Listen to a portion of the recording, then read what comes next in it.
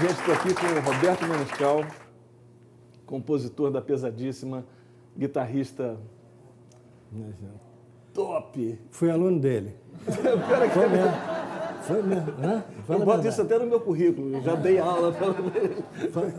Porque eu fiquei 16 anos sem tocar. Eu entrei para a gravadora e fui ficando, e 80 artistas, com 80 artistas ninguém faz mais nada na vida, né? Então, eu fiquei, de repente quis voltar para a música novamente, dei uma, separei e... Tem até uma coisa engraçada, desculpe. Mas sabe o Rich, do Menino Veneno? O Rich é inglês, né? Ele está aqui, acho que 50 anos já, mas ele ainda fala, pô, Zé, que nós estamos na coisa. E nós encontramos com ele semana passada, e ele estava muito chateado com o empresário dele. Não faz trabalho, não faz propaganda, não faz nada. Parei. Digo, o quê? Parei. Parei. Ele parei. Então ficou hoje qualquer coisa. Parei, bicho. Parei. Mas não foi. Aí eu parei com a Polygram, com a gravadora, né? E vi o Nelson tocando. E eu disse, cara, esse cara toca demais. E eu já não tinha violão, não tinha mais nada. E telefonei para ele. Ele falou, puxa, mas que é isso? Tal. Não, eu achei que era um trote, eu tenho que te falar. Eu me lembro. Eu tinha acabado de mudar para o Rio de Janeiro. Foi? Vindo de Brasília, começando a fazer esse contato, de repente toca o telefone e diz, aqui é o Roberto Menescal. Eu falei, peraí, estão de sacanagem comigo. Não é possível. Você, inclusive, tocou a campainha, eu tinha aquele negócio, e dava na portaria, era meio escura. Eu não via ninguém. Quando eu abri a porta, ele estava encostadinho na parede, né? Assim, achando que era trote mesmo, né? Nada, pegamos ali um mês e pouco, né? Foi bacana. Bacana demais. Me deu ali um incentivo, assim, para voltar a tocar.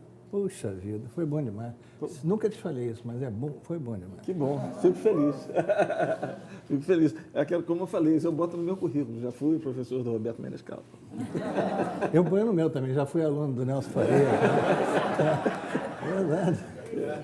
Mas o Menescal, essa música que a gente tocou foi a música que chama Você, do Roberto Menescal, que todo mundo, você, manhã de todo meu, você. A gente nem conversou sobre isso, mas você foi uma encomenda. O Miele Boscoli, que fazia os shows do Beco ali, né? E ele falava assim, pensa numa música que possa usar um cantor e uma cantora. Eles queriam botar o Simonal, naquela época, e a Rosa Maria, você lembra? Uma cantora que cantava meio blues, né? Aí eu falei, puxa... Aí pensei numa coisa, você, você... Aí eu até respondia, fizemos a música assim. E o Miele um dia foi tocar essa música com a gente, e Wanda, eu e Miele, né? Aí a Miele apareceu com um rolo de papel, sabe? Uma armação assim que segurava. Eu falei, o que é isso, Miele? Eu falei, letra, porque eu não guardo letra. Né? Mas ele só fazia você, a Wanda. Mas eu tô vendo. Você, Eu sou o Miele, meu. Aquela letra enorme que tem você só. Mas foi assim, a gente fez, por causa disso aí ficou, a música acabou pegando, né? Mas me explica um pouquinho, mas você mesmo, fala um pouquinho do teu começo, como é que foi a sua história com a música, assim? Você nasceu num berço de... Não me lembro. Não, muito. Não, mas uma coisa interessante saber é o seguinte, porque você é um cara da Zona Sul carioca, que estava aqui no berço da Bossa Nova, quando a Bossa Nova nasceu. Você ali já queria ser músico ou a música para você era um hobby, uma coisa de ficar tocando com os amigos? Não, eu comecei muito tarde, comecei violão com 17 anos. Né? Quando eu vi assim, eu despontei para o violão, e, inclusive eu sou canhoto, mas como eu não tinha violão, não podia mudar as cordas do outro. Então eu pegava o violão emprestado e fui aprendendo assim como a gente toca mesmo, né? Não vou dizer que é direito ou errado. Né? Mas foi assim, e eu fui para o Espírito Santo, eu não sou carioca, sou capixaba, e cheguei lá, peguei um violão, me empolguei, e naquela ocasião eu namorava um pouco Nara. A gente fala um pouco, namorava, é muito... Não é namorinho muito simples. Ficava. Né? Aí... Era ficante da Nara. Ficante. Aí, aquela fricante naquela... E ela foi para Campo Jordão, passar as férias também, e quando ela veio, telefonou, olha, eu estou tocando violão. Eu digo, eu também. Aí, veio bem aqui para casa, porque meu pai vai me botar um professor de violão, Patrício Teixeira, cara bem da antiga mesmo, né? Em 1900 era Cid Almeida, mas Aí começamos a estudar juntos, e aí conheci o Carlinhos Lira no colégio, né? Primeiro dia do colégio à noite. Foi o primeiro e último, porque eu só fui no primeiro dia, né? Aí levei o Carlinhos, depois a Nara tinha uma pessoa, e foi assim, a gente fez um grupinho que a gente começou a fazer música também. Porque vocês imaginam, era a época do samba canção, né? que a gente chamava samba canseira, porque vou te contar, né? A baterista dormia, né? E era aquela coisa para baixo, né? Ninguém me ama, ninguém me quer. Você imagina 18 anos, você ninguém me ama, ninguém me quer. Não pode, né? Hoje eu sou folhas mortas que a corrente transporta. Se eu morresse amanhã de manhã, não faria falta a ninguém. Não pode, com 18 anos. Não pode. Com 18 anos, o cara olhava e falava, que é isso, cara? Aí o Bosco ele teve essa visão e falou assim, vamos botar som, né, na nossa música, né? E a primeira logo que eles fizeram foi Era uma vez um lobo mau que resolveu juntar alguém, né? Você já podia falar até de umas coisas assim, disfarçado. As mães não percebiam, né? Que resolveu juntar alguém. Elas achavam massa. É o lobo, tá?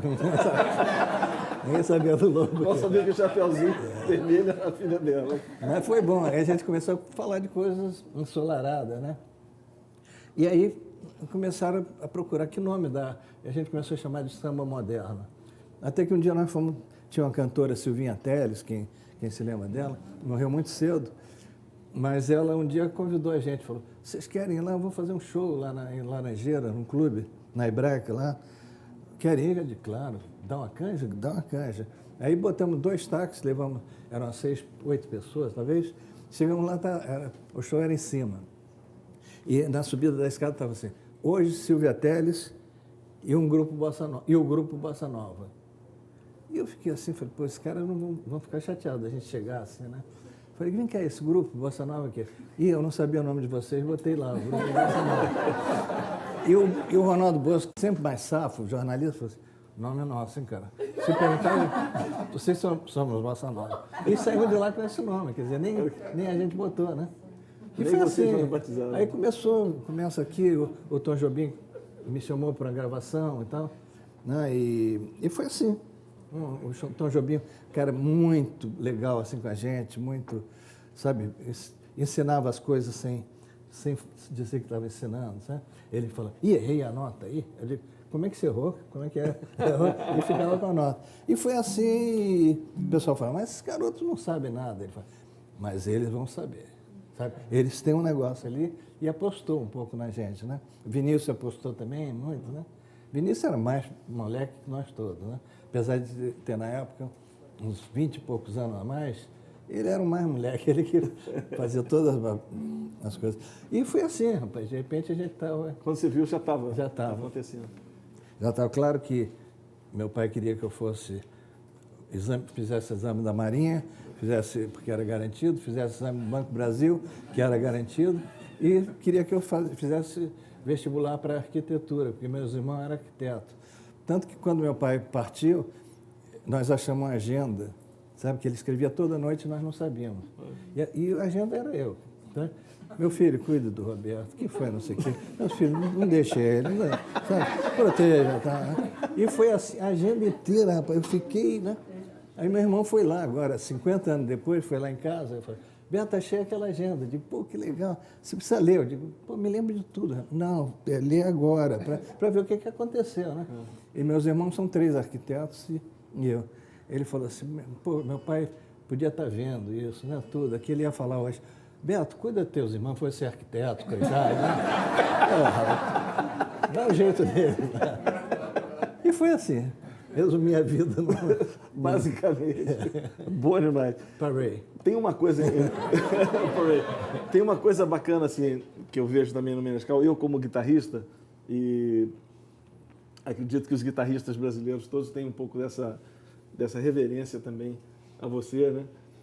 O Menescal foi um dos caras que trouxe a influência jazzística, né?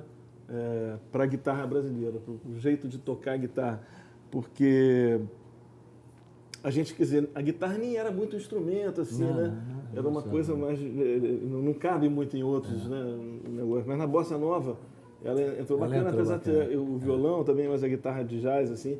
E você tem essa coisa dessa influência... Fala um pouquinho dessa coisa, de onde vem essa influência? É porque a gente, como eu te falei, o samba-canção imperava ali, mas não era o que a gente gostava muito, né?